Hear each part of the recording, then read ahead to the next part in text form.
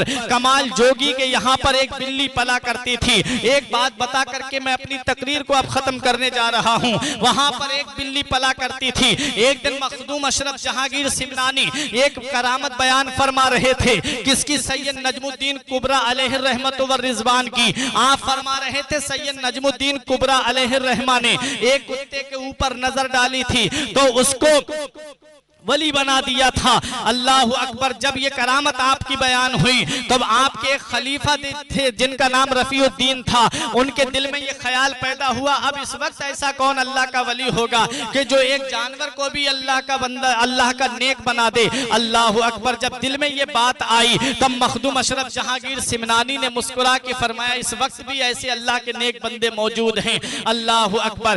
آپ وظیفہ پڑھ رہے تھے. آپ کمال جوگی کے یہاں پر تھے. وہاں ایک بلی رہا کرتی تھی اور وہ بلی چاروں طرف آپ کے گھوم رہی تھی. اللہ اکبر. وہ بلی کے اوپر جب آپ نے اپنی نظر ڈالی تو اس بلی کے اندر اتنا کمال آ جاتا ہے اتنا کمال آ جاتا ہے کہ وہ بلی آپ کی خانقاہ شریف میں آپ کے ساتھ رہتی تھی.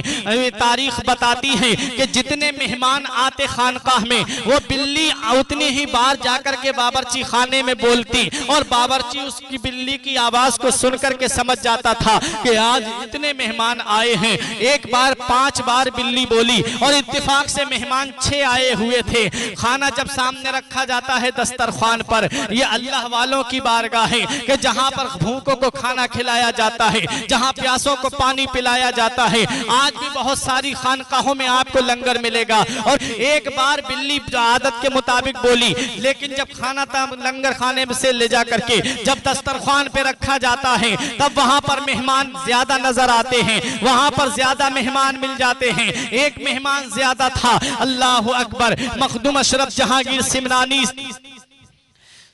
سے جا کر کے خادم نے کہا حضور میں نے بلی کی آواز کو سن کر کے کھانا بنایا تھا یہ کیا ہوا؟ آپ نے بلی کی طرف نظر ڈالی. بلی سب کے اوپر جاتی ہے. جانے کے بعد میں ایک شخص کے اوپر جا کر کے بلی پیشاب کر دیتی ہے. وہ شخص باہر جاتا ہے. اس کے بعد اندر آتا ہے. اب مخدوم اشرف جہانگیر سمنانی کی ولایت دیکھو. آپ نے فرمایا تو مسلمان نہیں ہے.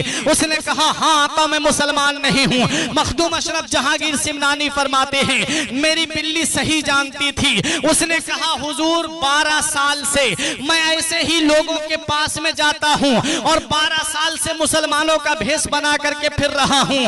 پتا چلا کہ ہر داڑھی والا مسلمان نہیں ہوتا. پتا چلا ہر کرتا پجامے والا مسلمان نہیں ہوتا. مخدوم اشرف جہانگیر سمنانی کہتے ہیں کہ تو کب سے گھوم رہا ہے؟ اس نے کہا 12 سال سے. اس نے کہا 12 سال سے میں اسی طرح لوگوں کے پاس جاتا ہوں. آج میرا راز کھلا ہے تو وہ آپ کی خانقاہ میں کھلا ہے لیکن آج سے میں کلمہ پڑھ کر کے مسلمان ہو رہا ہوں. آج سے میں مذہب اسلام میں داخل ہو رہا ہوں.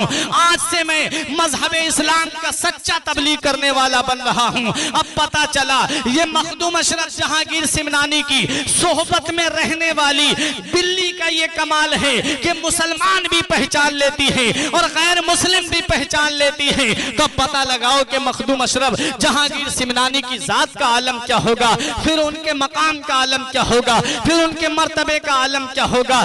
ایک دن لنگر خانے میں دودھ گرم ہو رہا تھا اور اس دودھ کی بھاپ جا کر کے کچی چھت تھی, چھت سے جا کر کے جب اس کی بھاپ لگی اس کے اندر ایک کالا سانپ رہتا تھا اور وہ کالا سانپ اس دودھ کی دیگ میں گر جاتا ہے. جب اس دیگ کے اندر گر گیا اس بلی نے بہت سوچا کہ لاؤ کسی طریقے سے خادم کو بتا دیا جائے, لیکن بلی تو اپنی زبان میں بول رہی تھی. مخدوم اشرف جہانگیر سمنانی کا وصال ہو چکا تھا. اس بلی نے باورچی کے پاس جا کر کئی بار چکر لگائے, بولی, لیکن باورچی اس کی بات کا مطلب نہ سمجھ سکا, اس کی بات کا مفہوم نہ سمجھ سکا. اللہ اکبر. جب بلی نے سوچا کہ اب یہ میری بات نہیں سمجھ پا رہا ہے, تب اس بلی نے اس دیگ کے اندر چھلانگ لگا دی اور اپنی جان کو قربان کر دیا اور اس دنیا سے چلی گئی. جب اس دودھ کو پھینکا جاتا ہے تب اس دودھ کے اندر کالا سانپ نظر آتا ہے.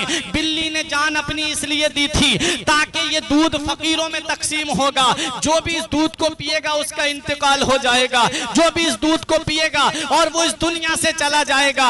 آج کی چھوچا شریف کی سرزمین پہ جا کر کے دیکھو, سید مخدوم اشرف جہانگیر سمنانی کے روضے کے برابر میں اس بلی کا بھی مقبرہ بنایا گیا ہے.